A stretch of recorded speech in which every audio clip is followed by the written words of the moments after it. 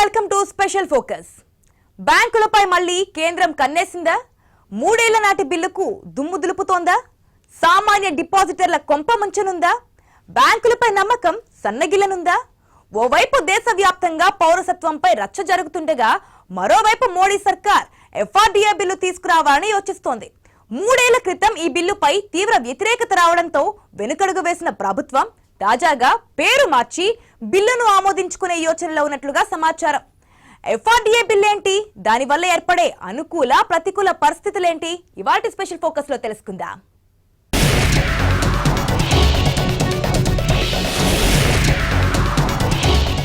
FRDI financial resolution and deposit insurance.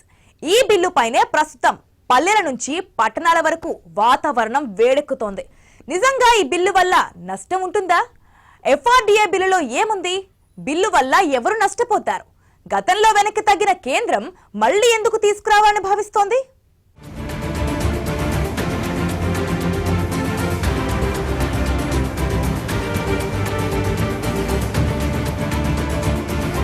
Financial resolution and deposit insurance bill NDA ప్రభుత్వం 2017 August 10న లోక్సభలో కేంద్ర ప్రభుత్వం ప్రవేశపెట్టింది. దీనిపై అప్పట్లోనే తీవ్ర వ్యతిరేకత వచ్చింది. సోషల్ మీడియాలో అవుట్ రేంజ్ నిరసన వ్యక్తమైంది.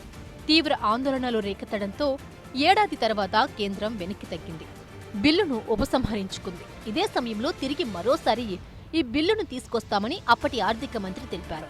కేంద్రం అన్నట్లుగానే ఎఫ్ఆర్డీఐ బిల్లుకు కొద్దిగా రూపం మార్చి దానికి కొద్దిగా ముసుగు తొడిగి ఫైనాన్షియల్ సెక్టార్ డెవలప్మెంట్ రెజల్యూషన్ ఎఫ్ఎస్డీఆర్ బిల్లుగా తీసుకురాబోతోంది.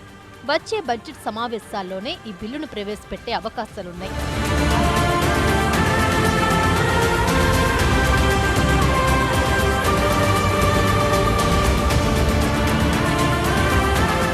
ఆర్థిక సమస్యలతో సంక్లిష్ట పరిస్థితిని ఎదుర్కొంటున్న బ్యాంకులు రుణాలు తీర్చలేని స్థితిలో దివాళా తీయకుండా ఉండటానికి డిపాజిటర్ల నగదును ఉపయోగించుకునేందుకు వీలు కల్పించే కేంద్ర ప్రభుత్వ అధికారులతో కూడిన ఒక రిజల్యూషన్ కార్పొరేషన్ నెలకొల్పాలని ఈ బిల్లు ప్రతిపాదిస్తోంది. ఇప్పటిదాకా ప్రభుత్వ బ్యాంకులకు వాటి యజమాని అయిన కేంద్ర ప్రభుత్వం తన బడ్జెట్ ద్వారా ఉద్దీపనను బెయిలౌట్ను అందజేసేది. అయితే ప్రస్తుతం బెయిలౌట్ ఆలోచనకు బదులుగా బెయిల్ ఇన్ను ప్రవేశపెట్టడమే ఈ బిల్లు ప్రధాన లక్ష్యం.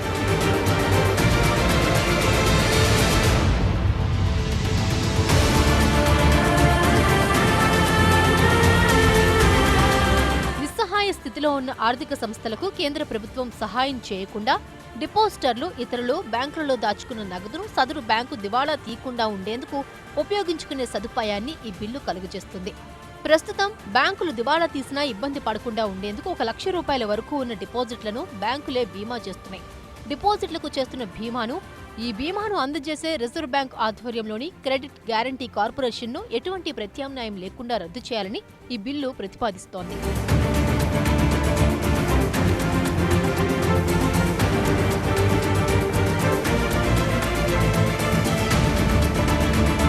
షేర్లు, మ్యూచువల్ ఫండ్స్, ఇతర ఆస్తుల కంటే తక్కువ వడ్డీ వస్తున్నప్పటికీ ఈ విశ్వాసంతోనే కోట్లాది మంది, ముఖ్యంగా వృద్ధులు, పెన్షనర్లు తమ సంపదను డిపాజిట్ల రూపంలో బ్యాంకులలో దాచుకుంటున్నారు.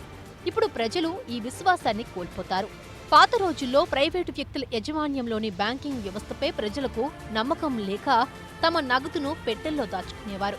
బ్యాంకుల జాతీయకరణతో ఆ పరిస్థితి మారిపోయింది. బ్యాంకులు ప్రభుత్వ యాజమాన్యంలోకి రావటంతో ఎటువంటి పరిస్థితుల్లోనూ తమ డిపాజిట్లకు ఢోకా ఉండదని ప్రజలకు విశ్వాసం ఏర్పడింది. తత్ఫలితంగా దేశవ్యాప్తంగా విపరీతంగా డిపాజిట్లు బ్యాంకులకు వచ్చి చేరాయి. ఈ విశ్వాసం ఇప్పుడు సడలుతోంది.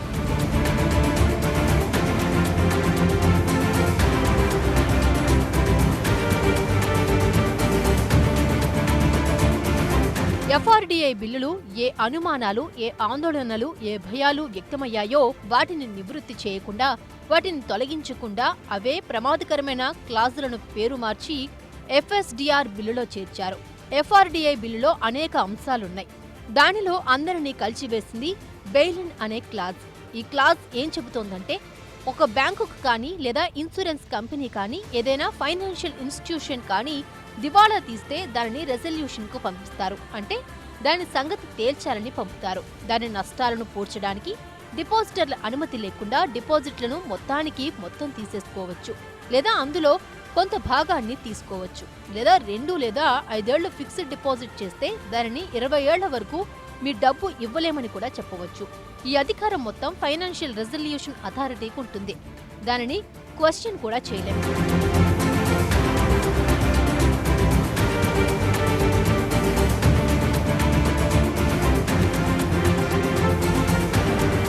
నోట్ల రద్దు వంటి ప్రయోగాలను మోడీ ప్రభుత్వం చేయటంతో ప్రజలకు కరెన్సీ మీద కూడా విశ్వాసం పోతోంది. కాబట్టి బ్యాంకు డిపాజిట్ల రూపంలో నగదును ఆస్తిగా ఉంచుకోవటంలో భద్రత ఇక ఏమాత్రం లేదని ప్రజలు భావిస్తారు.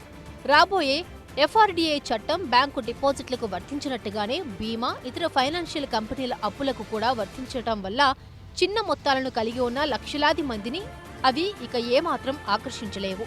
ఏ ఆర్థిక వ్యవస్థలోనైతే ప్రజలకు నగదు మీద, ఇతర ద్రవ్య సంబంధిత ఆస్తులపైన నమ్మకం పోతుందో ఆ వ్యవస్థలోని ప్రజలు బంగారం, భూమి, ఇతర భౌతిక ఆస్తుల రూపంలో తమ ఆస్తులను ఏర్పరచుకుంటారు. దీనికి కారణం అవి భద్రమైనవని వారు అనుకోవటమే. బీజేపీ ప్రభుత్వం కారణంగా నగదుపై నుంచి ఇతర ఆస్తులపై మోజు పెరగటం అర్థశాస్త్ర పరంగా చూసినప్పుడు తిరోగమన చర్య అవుతుంది.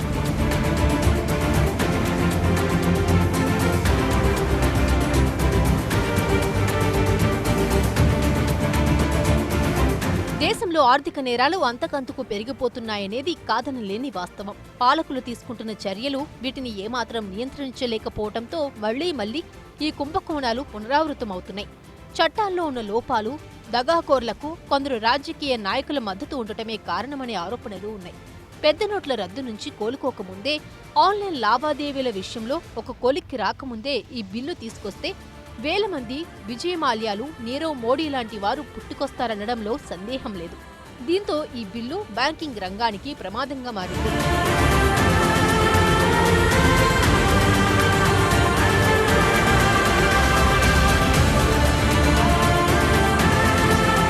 దేశంలోని సగటు పౌరుడు తన డిపాజిట్లను, సేవింగ్స్ ను ప్రధానంగా బ్యాంకుల్లోనే పెట్టుకుంటారు. మన దేశంలో చిన్న సేవింగ్స్ చేసుకునేవారు ఎక్కువ మంది ఉన్నారు. రిస్క్ అయినటువంటి ల్యాండ్ పైనో, స్టాక్ మార్కెట్ పైనో పెట్టలేరు. అందువల్ల వారి డబ్బులను డిపాజిట్ల రూపంలో పెట్టుకుంటారు. సీనియర్ సిటిజన్స్ వచ్చిన పెన్షన్ డబ్బులను ప్రధానంగా బ్యాంకుల్లోనే డిపాజిట్ చేసుకుంటారు. ఈ బెయిల్ ఇన్ క్లాజ్ వల్ల ఎఫ్ఆర్డీఐ బిల్లు ద్వారా ఏర్పాటయ్యే ఫైనాన్షియల్ రెజల్యూషన్ అథారిటీ డిపాజిటర్ల సొమ్ము పూర్తిగా వాడుకోవచ్చు, సగానికి వాడుకోవచ్చు, లేదా డిపాజిట్ టర్మ్ ను పెంచవచ్చు. దాని నిర్ణయమే ఫైనల్ గా ఉంటుంది.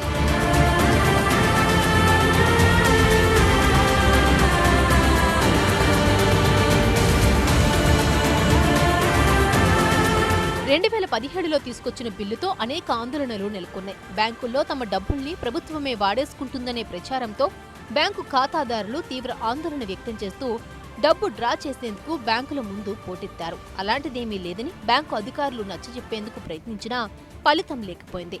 అధిక శాతం ఖాతాదారులు మీరు చెప్పేది నిజమైతే తర్వాత మళ్లీ డిపాజిట్ చేస్తాం, ఇప్పుడు మాత్రం తీసుకోనివ్వండంటూ బదులిచ్చారు. దీంతో బ్యాంకుల్లో డిపాజిట్లు సగానికి తగ్గిపోయాయి. బ్యాంకుల్లో డిపాజిట్లు వెనక్కి తీసేసుకున్న వారిలో ఎక్కువ మంది దిగువ, ఎగువ మధ్యతరగతి ప్రజలే.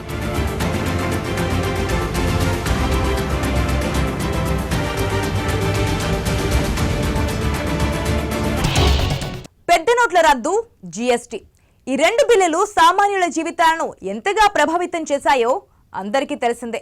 ఇవి చాలవన్నట్టు ఇప్పుడు కేంద్రం ఎఫ్ఎస్డిఆర్ బిల్లును తెచ్చేందుకు యోచిస్తోంది. ప్రజలు తాము బ్యాంకుల్లో చేసిన ఫిక్స్డ్ డిపాజిట్లను కోల్పోవలసి వస్తుందనే వార్తలతో ఈ బిల్లు ప్రచారమవుతోంది. ఎవరో చేసిన పాపానికి బ్యాంకులు దివాళా తీస్తే ఖాతాదారుల సొమ్ము ఎందుకు స్వాహా చేయాలి? ఇంతకీ ఈ బిల్లు తేవడానికి కారణమేంటి?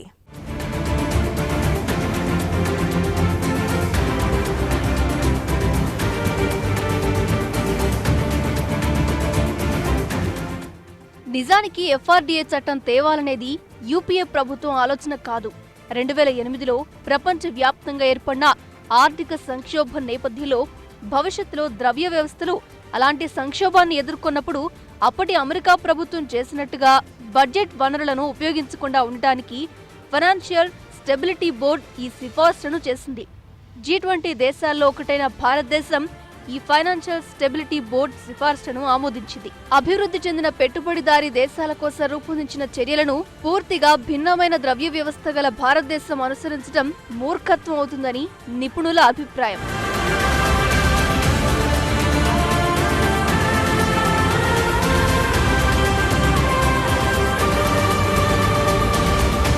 2008లో అమెరికా కని విని ఎరగని విత్త సంక్షోభంలో కూరుకొనిపోయింది. అనేక బ్యాంకులు దివాళా తీశాయి. ఒక అంచనా ప్రకారం దాదాపు 200 బ్యాంకులు దివాళా తీశాయని సమాచారం. అమెరికాలోని 5 అతిపెద్ద బ్యాంకులు అయిన Lehman Brothers, Bear Stearns, Merrill Lynch, Goldman Sachs, Morgan Stanley దివాళా తీశాయి. అంతేకాదు బ్రిటన్లోని బ్రాడ్ఫోర్డ్, బింగ్లే బ్యాంకులు కూడా దివాళా తీశాయి. వీటిని అక్కడి ప్రభుత్వాలు బెయిలౌట్ ద్వారా కాపాడుకున్నాయి. భారతదేశంలోనూ దీని ప్రభావం కొంతవరకు కనిపించింది. ప్రైవేట్ రంగంలోని అతిపెద్ద బ్యాంక్ ఐసిఐసిఐ. అమెరికా విత్త సంక్షోభ ప్రభావం దీనిపైన పడింది. ఆర్బీఐ చొరవతో ఎస్బీఐ ఈ బ్యాంకుకు నగదు అందుబాటులోకి తీసుకురావడం ద్వారా ఐసిఐసిఐ బ్యాంకు ఖాతాదారుల్లో తిరిగి విశ్వాసం నింపగలిగారు. కానీ నిరర్ధక రుణాలు, నష్ట రుణాలు అధిగమించబడలేదు.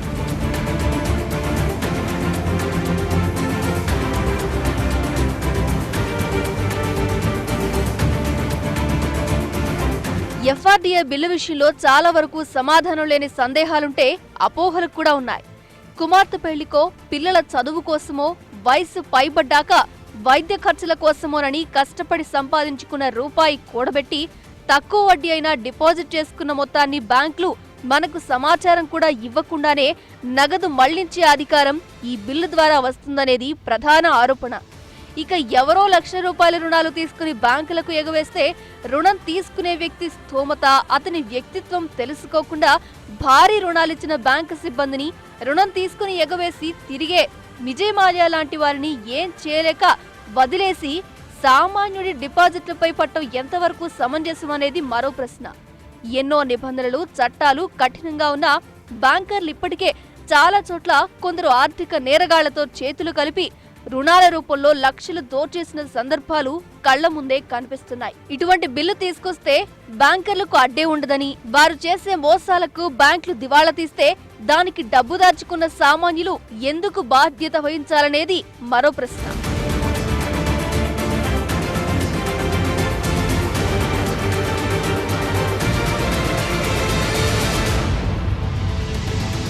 డబ్బు దాచుకునేవారు ఆ బ్యాంకు భద్రంగా ఉందో లేదో అన్నీ విచారించుకొని డిపాజిట్లు చేయాలని కొందరు నిపుణులు సూచిస్తుంటే, చిన్న బ్యాంకుల పరిస్థితి భవిష్యత్తులో ఏమవుతుందనేది సమాధానం లేని ప్రశ్నగా మిగిలిపోతుందంటున్నారు. దీని ప్రకారం చూస్తే చాలా వరకు చిన్న ప్రైవేట్ బ్యాంకులు మూతపడే పరిస్థితి ఉంటుందని చెబుతున్నారు. బాండ్లు, సేవింగ్ ఖాతాలు, ఫిక్స్డ్ డిపాజిట్లు వంటి వాటిపై అసలే వడ్డీ తక్కువే అయినా తమ సొమ్ముకు భద్రత ఉంటుందని బ్యాంకులో దాచుకుంటే ఆ ఇచ్చే తక్కువ వడ్డీని కూడా రద్దు చేసే అధికారం, తగ్గించే అధికారం బ్యాంకులకు కల్పించడం అన్యాయమనే అభిప్రాయం మరొకటి ప్రచారంలో ఉంది.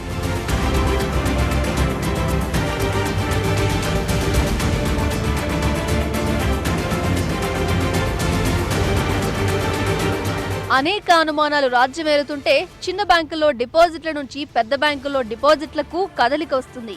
ఈ చట్టం అమల్లోకి వస్తే బ్యాంకు రుణాలు ఉద్దేశపూర్వకంగా ఎగవేతదారుల సంఖ్య పెరుగుతుంది. బ్యాంకుల్లో ఉండే సామాన్య ప్రజల డిపాజిట్లకు రక్షణ ఉండదనే ఆందోళన పెరుగుతుంది. దీనివల్ల ఆర్థిక సంస్థల మనుగడ ప్రశ్నార్థకంగా మారుతుంది. బిల్లుల్లో ప్రతిపాదించిన అనేక పరిష్కారాల్లో ఒకటైన బెయిలిన్ నిబంధన గురించే ఇప్పుడు జరుగుతోన్న చర్చంతా. దీని చుట్టూ నెలకొన్న అపోహలే డిపాజిటర్లను ఆందోళనకు గురిచేస్తున్నాయి. బెయిలిన్ అంటే ఒక సంస్థ మూలధనాన్ని పునర్వ్యవస్థీకరించడం కోసం అవసరమైనంత మేరకు సంస్థ చెల్లించాల్సిన అప్పుల్ని మార్పు చేయడం. ఉదాహరణకు పొదుపు ఖాతాలోని సొమ్మును కాలపరిమితి డిపాజిట్ లేదా ఈక్విటీగా మార్చడం వంటివి.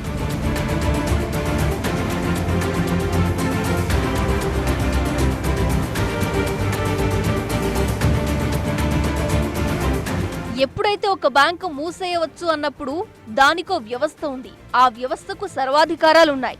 రిజర్వ్ బ్యాంక్ ఉన్నప్పటికీ ఈ వ్యవస్థ క్రియేట్ అయిన తరువాత ప్రజలకు బ్యాంకులపై నమ్మకం ఎలా ఉంటదనే ప్రశ్న తలెత్తుతోంది. ఎప్పుడు బ్యాంకు మూసేస్తారో తెలియదు. ఎప్పటి వరకు ఆర్బీఐ ఉందన్న ధీమా ఉండేది. సమస్య వచ్చినప్పుడు ఆర్బీఐ జోక్యం చేసుకుంటుందనే నమ్మకం ఉండేది. లేదంటే ప్రభుత్వం మధ్యవర్తిగా ఉండి సమస్యను పరిష్కరిస్తోందన్న హోప్స్ ఉండేవి. ఇప్పటికే ప్రైవేట్ బ్యాంకులు మూతపడిన సందర్భాల్లో ఆర్బీఐ, ప్రభుత్వం కల్పించుకొని ఖాతాదారులకు నష్టం లేకుండా చూశాయి. బ్యాంకును మరో బ్యాంకులో విలీనం చేసి ఖాతాదారులో నమ్మకాన్ని కలిగించారు. అంటే తమ డబ్బుకు ప్రభుత్వ బ్యాంకుల్లో గ్యారంటీ ఉంటుందన్నది ధీమా. 2005లో ప్రైవేట్ రంగంలోని గ్లోబల్ ట్రస్ట్ బ్యాంక్ దివాళా స్థితి వల్ల బ్యాంకు మూతపట్టడంతో ఖాతాదారులందరికీ రక్షణ కల్పించబడింది. జీటీ బ్యాంక్ ఆర్బీఐ చొరవతో ఓరియంటల్ బ్యాంక్ ఆఫ్ కామర్స్ లోకి విలీనంతో ఖాతాదారుల పొదుపు ధనాన్ని రక్షించడం జరిగింది.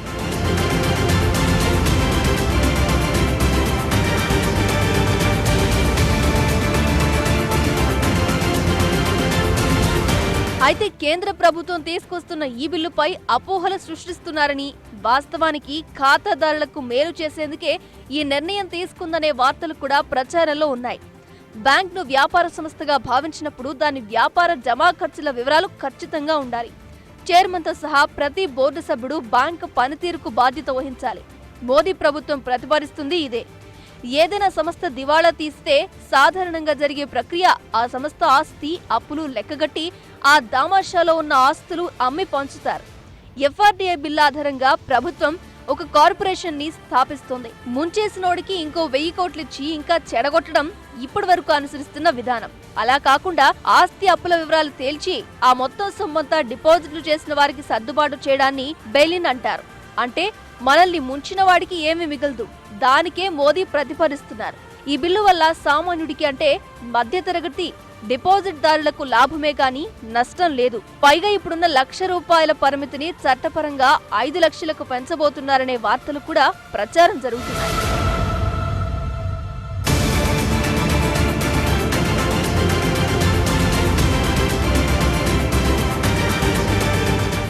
ఇది ఇవాల్టి స్పెషల్ ఫోకస్. మరొక ఫోకస్ లో మళ్ళీ కలుద్దాం. అంతవరకు చూస్తూనే ఉండండి ఐ న్యూస్. మీతోనే మీ వెంటే.